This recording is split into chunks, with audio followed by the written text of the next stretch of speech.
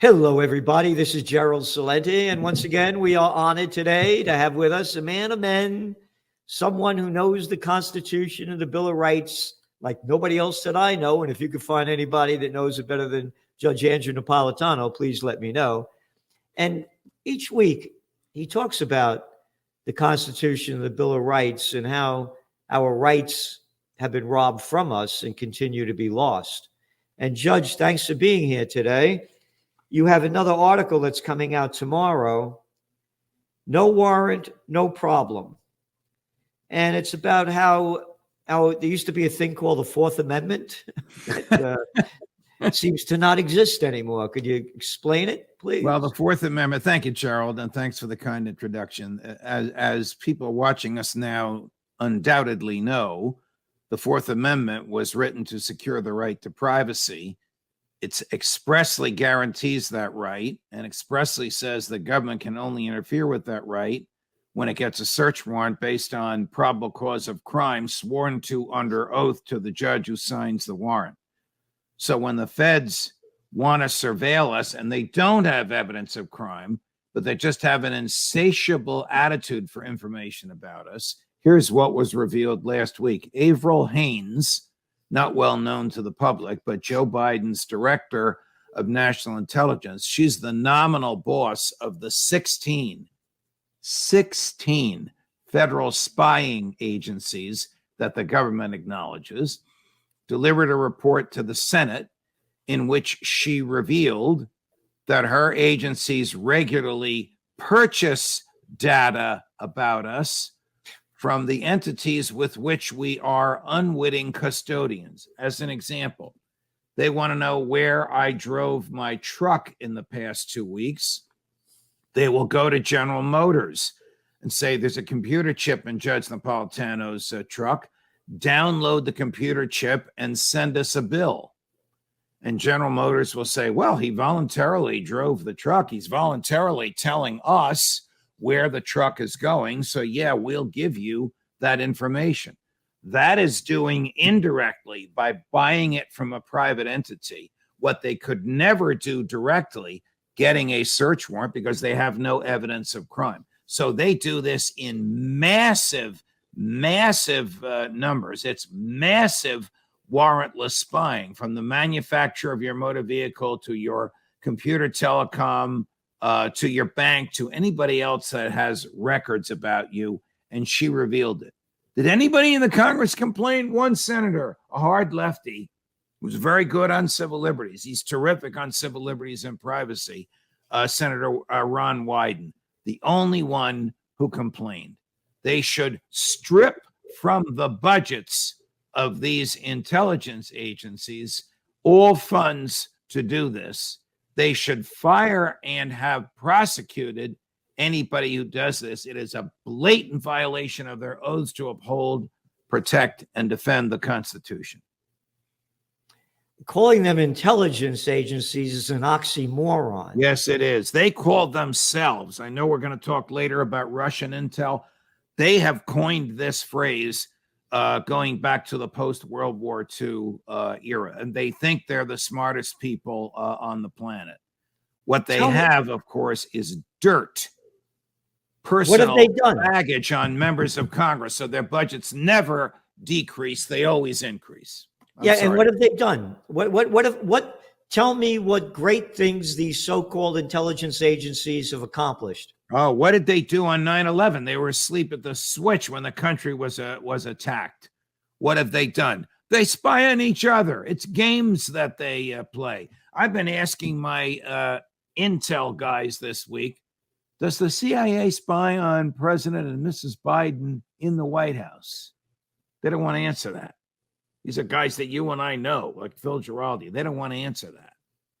But because the intelligence community, lowercase or uppercase I, because that's proper noun, it doesn't describe their intellect, has such a voracious and insatiable appetite for personal information about us that they will go to these links. This is a fishing net. Let's just put a fishing net out there, see what we can find on Celente, see what we can find on RFK Jr., see what we can find on Judge Napolitano. That's the exact thing that the Fourth Amendment was written to prohibit. Well, you write in your article, you talk about the Stamp Act and how when America was a colony under the British, they had the Stamp Act. And could you explain more about that? The Stamp Act required that everyone in the colonies, not in Great Britain, or there would have been a revolution there, everyone in the colonies have a stamp on every piece of paper. So every book, every pamphlet, every letter, every financial document, even a poster to be nailed to a tree. You had to go to a British government post office, really, and buy the stamp. Now, it wasn't a stamp like we use today. It was more akin to a rubber stamp, which they put on with a stencil, and it was a British regal insignia. So the issue is, how did the British government 3,000 miles away know if their colonists were complying with the Stamp Act? They gave British agents and soldiers general warrants. A general warrant says, search where you want, seize whatever you find. It doesn't specifically describe the place to be searched or the person or thing to be seized.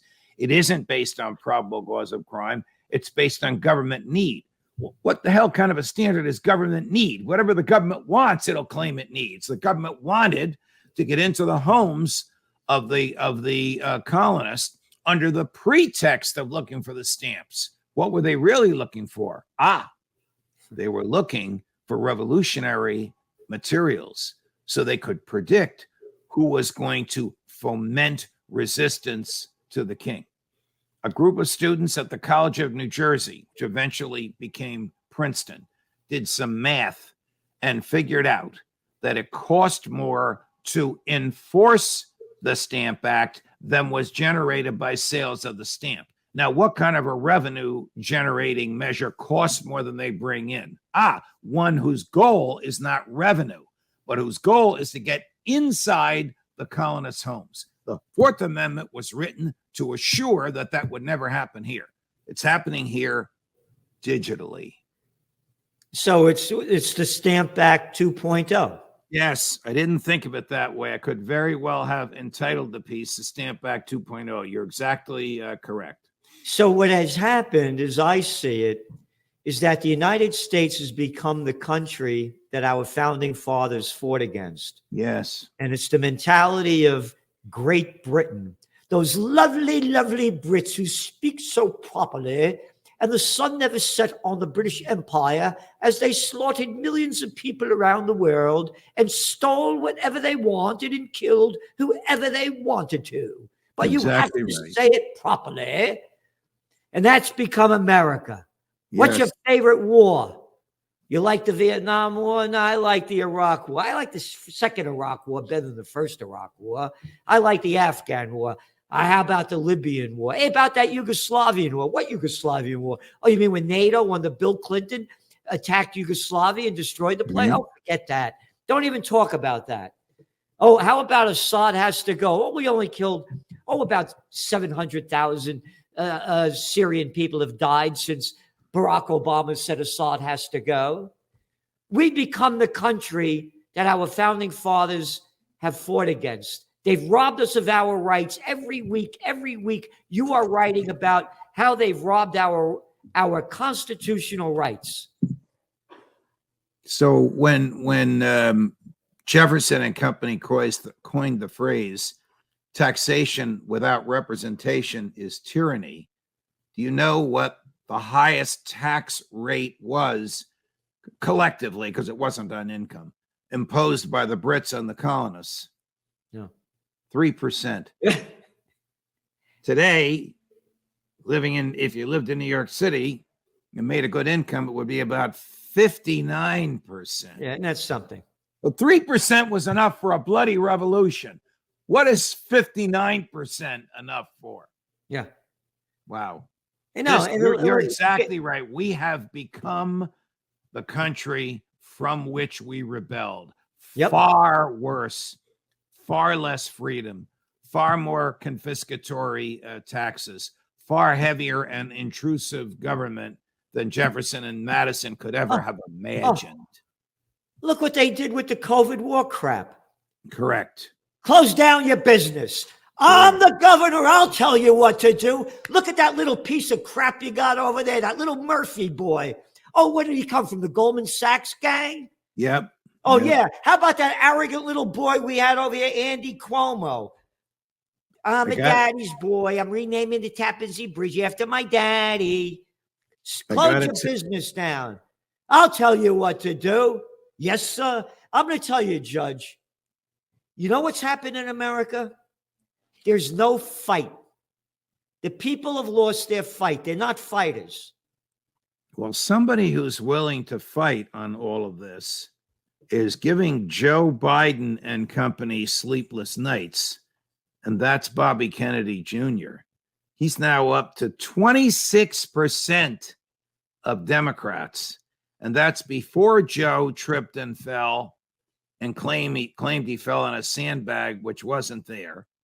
That's before Joe, on the day his Secretary of State returned home from trying to patch up differences with China, called the president of China a dictator. Yeah. That's before Joe ended a speech on Second Amendment rights, which he doesn't believe in, with God Save the Queen. All this stuff is giving the Democrats conniptions and Bobby poll numbers that they cannot overlook.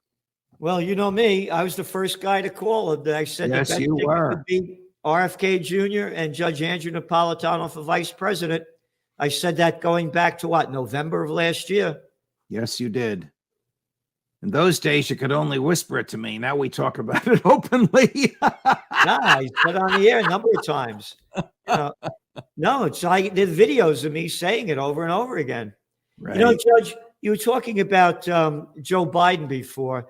Look what just happened with Hunter Biden over there. Yeah. He got a slap on the wrist for the crimes that he committed. So the taxes that he failed to report, the taxes were 1.4 million. I don't know what the base income was. You could do the math. It must have been 5, 6, 7, 10 million for the taxes to be 1.4, depending. Stop right there. Stop right there. You're saying that he had made like $10 million?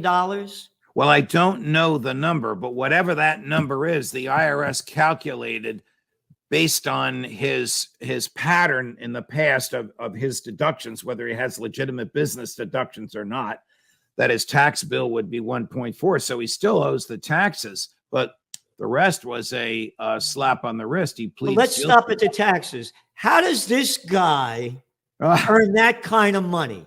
Because his last name. How does he earn that kind of money? How does he earn that kind of money? Well, he must have parlayed his last name, as the Trump kids did, as people do when their daddies are in power. He was at one point